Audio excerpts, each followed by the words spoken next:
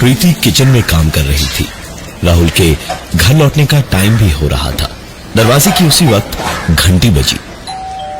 प्रीति ने दरवाजा खोला तो सामने राहुल सर पर हाथ फेरता हुआ खड़ा था। प्रीति को थोड़ा सा अजीब लगा, क्योंकि राहुल का स्कूल से घर लौटने का मतलब था कि धमा चौकड़ी मचाकर पूरे घर को सर पर उठा लेना, और यहां पर यह चुपचाप ऐसे सर सहलाते हुए खड़ा क्यों था। अंदर आया तो प्रीति ने पूछा क्या हो गया उसे। रोज तो उछलता कूदता हुआ आता है, और आज अचानक यह आलम कैसे हुआ। तो राहुल ने बताया कि स्कूल में खेल खेल में झगड़ा हुआ, तो उसी में सर पर हल्की चोट लगी। नहा धोकर राहुल ने खाना खाया और सो गया। प्रीति ने भी सारा काम खत्म किया और टीवी देखने लगी जब घर का लैंडलाइन बजा। प्रीति ने जाकर फोन उठाया तो उधर से एक आवाज ने कहा, please please help me, please kill me, kill me. Preeti ने एक दो बार हेलो हेलो किया, हेलो, लेकिन बात दोबारा वही सुनाई दी। Hello, please help me, please kill me, please help me. Hello, मदद करो मेरी, अरे क्या हुआ? Please kill me. प्रीति कुछ कह पाती, इससे पहले ही फोन डिस्कनेक्ट हो गया। प्रीति ने रिसीवर रख के सोचा, कौन हो सकता है ऐसा मजाक करने वाला।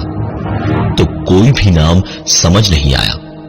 कोई इस तरह फोन करता ही क्यों आखिर, पता नहीं क्यों, लेकिन वो आवाज बड़ी जानी पहचानी सी लग रही थी। प्रीति बड़ी देर तक सोचती रही वहीं बैठे बैठे कि किसकी आवाज हो सकती थी वो। कॉलर आईडी भी 2 महीने पहले ही हटवाया था, तो नंबर भी नहीं पता चला जो देख सकती वो। बहुत ही अजीब सा माहौल हो रहा था, बड़ा अजीब सा महसूस हो रहा था प्रीति को। वो करती भी तो क्या, जाकर अपने कमरे में लेट गई। काफी देर तक उसके दिमाग में अजीब अजीब बातें चलती रही, और उसके बाद आखिरकार उसने सब भुलाकर कुछ देर सो लेना ही बेहतर समझा। आंख जरा ज्यादा देर को लग गई थी। सुरुचि को छोड़ने जब प्रीति की मां आई तो नानी से मां के पास आने की खुशी उस 2 साल की बच्ची के अंदर साफ झलक रही थी। छोटी सी सुरुचि पूरे घर में दौड़ती भागती इधर उधर खेलती रही। प्रीति ने भी रात के खाने की तैयारी कर ली, और जतिन के आने पर डिनर के वक्त एक बार राहुल के कमरे में झांका तो राहुल गहरी नींद में सो रहा था। उसे जगाकर खाने की बात कही तो उसने कहा कि अभी तबीयत ठीक नहीं है और खाने का दिल भी नहीं है, इसलिए प्रीति ने उसे सोने देना ही बेहतर समझा। डिनर के वक्त प्रीति और जतिन दोनों साथ साथ बैठे थे, तो प्रीति ने सुरुचि को खिलाकर सुला दिया और फिर जतिन को बैठ के दिन में आए उस फोन की बात बताई। जतिन ने पूरी बात सुनी तो खुद ही कहा कि जरूर कोई मजाक कर रहा होगा और कॉलर आईडी दोबारा 1-2 दिन में लगवा देगा। दोबारा फोन आएगा तो हम पुलिस में रिपोर्ट कर देंगे। प्रीति को भी जतिन की बात से हिम्मत मिली तो चैन से उसे नींद आई। रात को सवेरे उठते ही प्रीति ने घड़ी देखी तो 15 मिनट देर से उठी थी। राहुल को जगा के नहाने भेजने में भी आधा घंटा लग जाना था। प्रीति भागी भागी राहुल के कमरे में पहुंची और उसे जगाने की कोशिश करने लगी, राहुल, लेकिन राहुल नहीं जागा, राहुल, क्योंकि राहुल राहुल, मर चुका था। सर पर चोट लगने की वजह से उसे ब्रेन हैमरेज हो गया था और खून का दौरा रुक जाने से उसकी देर रात मौत हो गई। पूरे घर में मातम का माहौल था। 14 साल का बेटा किसी का भी अचानक दुनिया से चल बसे तो और क्या हो सकता है। किसी तरह वक्त बीता। 5 साल हो चुके थे राहुल की मौत को। धीरे धीरे कैसे जख्म भर रहे थे ये समझना सिर्फ उन्हीं के बस का था। जो कि इस दौर से गुजर रहे थे। किसी तरह खुद को संभाल कर प्रीति और जतिन अपनी जिंदगी बिता रहे थे, जब एक दिन दोपहर के वक्त पुरानी बातों को याद करते करते आंखों से बहते हुए 2-4 आंसू पहुंचे ही थे प्रीति ने जाकर फोन उठाया तो दूसरी ओर से एक जानी पहचानी आवाज आई। प्लीज हेल्प मी, मदद करो मेरी, प्लीज किल मी। प्रीति के हाथ से रिसीवर छूट गया। निगाहें तुरंत चारों ओर घर में घूमने लगी। तुरंत भागकर सुरुचि के कमरे में प्रीति उसके पास ही रही। एक पल को भी सुरुचि को अपने से दूर नहीं होने दिया प्रीति ने। सारा वक्त उसे साथ में लिए ही रही। रात का खाना बनाते वक्त भी बार बार उसी पे नजर थी। आज जतिन ऑफिस से थोड़ा जल्दी लौटा था। प्रमोशन हुआ था, बहुत ही अच्छे मूड में था। पुराने गम थोड़े थोड़े सह गए थे दिल को।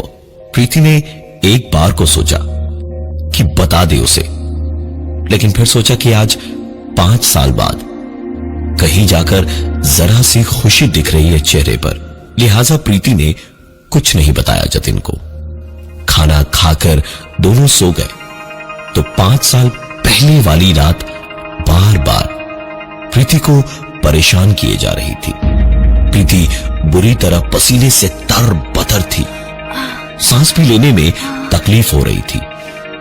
लेटे लेटे कभी इधर करवट बदलती तो कभी उधर, पर नींद उसकी आंखों में थी ही नहीं। बस दिल ही दिल में एक ही दुआ थी कि रात बीत जाए और सब कुछ ठीक रहे, एक खरोंच तक ना आए किसी को, और अगर कुछ होना ही हो तो वो खुद मर जाए, लेकिन इन दोनों को कुछ ना हो। प्रीति ऐसी बातें सोच ही रही थी जब दरवाजे पर बड़ी अजीब सी एक खटखटाने की आवाज हुई। प्रीति ने देखा कि दरवाजे के नीचे से किसी की भी परछाई नहीं दिख रही थी। नीचे देखते देखते ही दोबारा एक बार फिर से खटखटाने की आवाज हुई। प्रीति दुबक कर जतिन को देखने लगी, लेकिन खटखटाने की लगातार आती हुई आवाज के बावजूद भी जतिन को कोई फर्क नहीं पड़ रहा था। इसका मतलब आज शायद प्रीति की ही बारी थी। प्रीति खुश थी कि जतिन और सुरुचि ठीक है, लेकिन खटखटाने की आवाज अभी भी हो रही थी। प्रीति चाह कर भी पलंग से उतरने की हिम्मत नहीं कर पा रही थी, लेकिन आखिरकार रोक न पाई खुद को और जोर से चीखी, कौन हो तुम?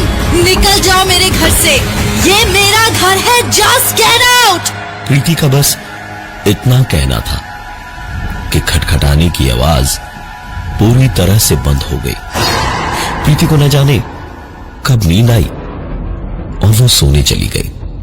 नींद भी उसे काफी अच्छी आई, क्योंकि बला तो टल ही गई थी। सवेरे प्रीति उठी तो काफी खुश थी। जतिन बगल में आराम से सो रहा था और वो खुद भी ठीक थी। चाय बनाने को किचन में जाने को दरवाजा खोला तो प्रीति की चीख निकल गई, क्योंकि सामने सुरुचि की लाश पड़ी थी।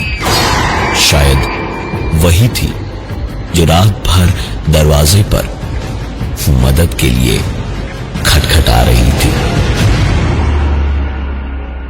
इस उम्र में इतने बड़े बड़े पहाड़ टूट पड़े थे प्रीति और जतिन पर कि 35 के भी नहीं हुए थे और 45 जैसी शक्ल हो गई थी।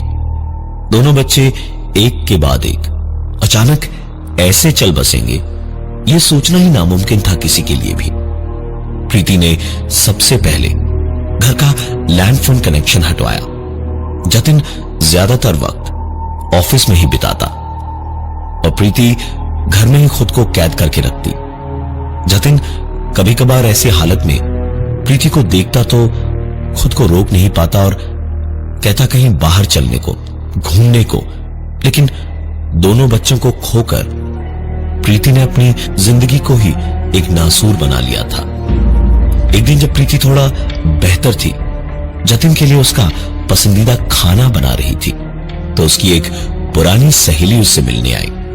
दोनों बैठे बैठे बातें कर रहे थे जब उसकी सहेली का फोन बजा।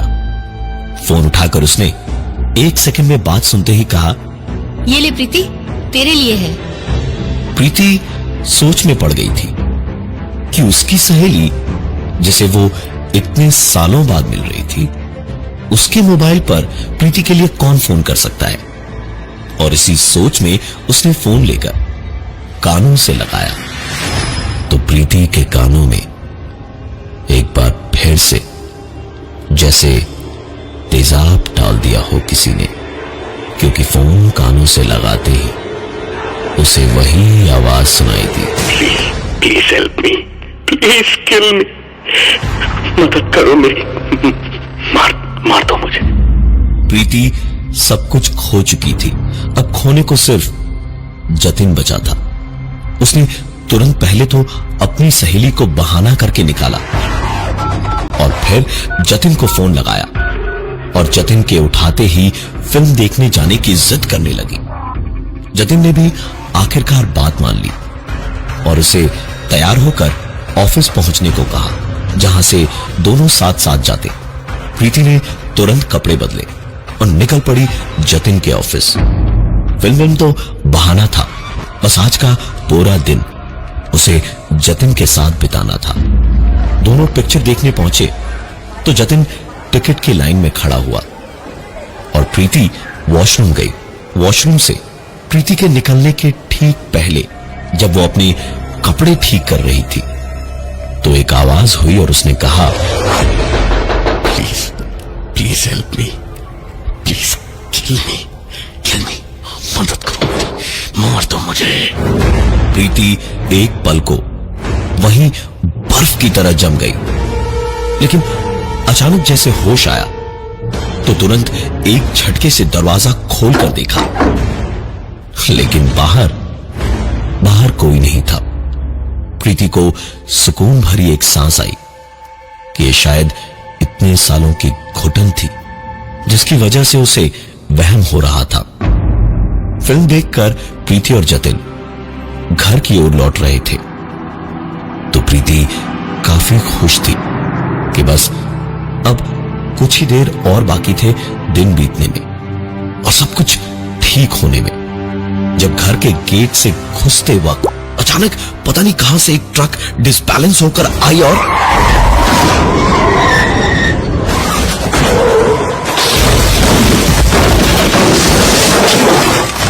गाड़ी अच्छी थी, इसलिए तुरंत ही एयरबैग्स खुल गए और प्रीति की जान बच गई। दौड़े दौड़े आसपास के लोग आए और किसी तरह हालत संभाली। जैसे ही एयरबैग्स के पीछे से प्रीति को निकाला गया तो जख्मी हालत में भी वो चीख पड़ी, क्योंकि प्रीति के एयरबैग ने उसकी तो जान बचा ली थी, लेकिन जतिन का एयरबैग खुला ही नहीं और जतिन की भी मौत हो चुकी थी। प्रीति अकेली रह गई है इस दुनिया में। प्रीति के लिए मुश्किल ही नहीं, नामुमकिन था ऐसा कुछ सह पाना। एक मिडिल क्लास परिवार की सीधी साधी लड़की प्रीति, जिसके बच्चे पति सब के सब ऐसे अजीबोगरीब वाकये के बाद चल बसे हो, तो उस पर क्या बीतेगी ये सोच समझ पाना किसी के लिए भी बहुत ज्यादा मुश्किल नहीं होगा। प्रीति ने बुरे हाल में जतिन के क्रियाकर्म और बाकी रिवाज खत्म करने के बाद जिंदगी से आस उम्मीद सब छोड़ दी थी। एक रात की बात है जब तकरीबन 2 बजे प्रीति अपनी नाइट ड्रेस में ही घर से बाहर निकली और रात के अंधेरे में हर डर को दुत्कारती हुई चुपचाप चलती गई और आखिरकार पुराने पुल पर पहुंची, जहां पहुंचकर बिना इधर उधर देखे, बिना कुछ सोचे समझे प्रीति ने नीचे बरसात में उफनती नदी में छलांग मार दी। लेकिन ऐसे वक्त में भी एक दो नाव वाले थे जो जिंदगी की गुजर बसर को मछलियां पकड़ने पानी में उतरे थे। उन्होंने प्रीति को बचा लिया। कोई केस नहीं हुआ और किसी को पता भी नहीं चला। लेकिन प्रीति कहां रुकने वाली थी? उसने तो मरने की ठान रखी थी। कुछ दिन के बाद जब किसी का भी ध्यान उसकी ओर नहीं था, तो प्रीति दौड़ती हुई जाकर 3 किलोमीटर दूर हाईवे के बीचों बीच तेजी से चलती भारी भरकम गाड़ियों के साथ आंख में चौली खेलने लगी। किस्मत थी प्रीति की जो उसे ऐसी पक्की मौत से भी बचा लाई। 2 महीने तक प्रीति शांत रही, लेकिन फिर उसने शोर शॉर्ट तरीका निकाला खुद को मार के अकेलेपन से निकलकर अपने राहुल, सुरुचि और जतिन के पास जाने का। पूरे के पूरे घर में हर एक लाइट या पंखे का स्विच बंद कर दिया उसने। गैस का नॉब ऑन किया और एक ब्लेड हाथ में लेकर बैठ गई कि पहले अपनी कलाई काटेगी और फिर लाइट का स्विच ऑन कर देगी तो पूरे का पूरा घर ही तहस नहस हो जाएगा। और अंधेरे में बैठे बैठे प्रीति जैसे ही अपनी कलाई काटने जा रही थी, तभी पता नहीं कहां से 2-3 चूहे उसके ऊपर आकर गिरे और ब्लेड हाथ से गिर गया। लेकिन गैस तो ऑन ही था। प्रीति ने भागकर एक के बाद एक 5-6 स्विचेस ऑन की, लेकिन कुछ नहीं हुआ क्योंकि लाइट तो थी ही नहीं। प्रीति भागी और माचिस उठाकर तीलियां घिसती गई, लेकिन माचिस जली नहीं। और सबसे बड़ी बात यह थी, जैसे ही एक माचिस की तीली जली भी आग नहीं लगी, धमाका नहीं हुआ। दौड़कर प्रीति किचन में गैस के पास पहुंची तो अपने किस्मत का ठीकरा किस पर फोड़े ये समझ नहीं आ रहा था, क्योंकि गैस पूरी तरह से खत्म हो चुकी थी। इसके बाद कभी भी प्रीति ने खुदकुशी करने की कोशिश नहीं की। आज कई साल बीत गए हैं इन सारी बातों को, और प्रीति को सब मोहल्ले में लैंडलाइन भुआ कह के बुलाते हैं, क्योंकि प्रीति के मकान में हर कमरे में एक लैंडलाइन फोन लगा हुआ है और उस पर कभी भूले भटके कोई फोन आता है तो प्रीति फोन उठाकर लोगों से कहती है, प्लीज मुझे मार दो, प्लीज किल मी, प्लीज मुझे मार दो। लेकिन हर बार दूसरी ओर से बस